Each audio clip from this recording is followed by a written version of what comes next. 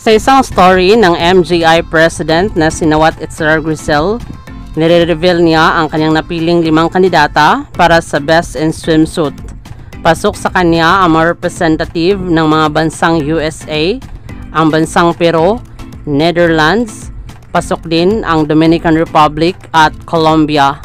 Ligwak sa kanya ang ilang magaling na bansa sa swimsuit performance. Di lang maganda ang katawan ang batayan sa pagpili ni Nawat Itzara Grisel sa mga kandidata, pati na rin ang tangkad ng bawat kandidata.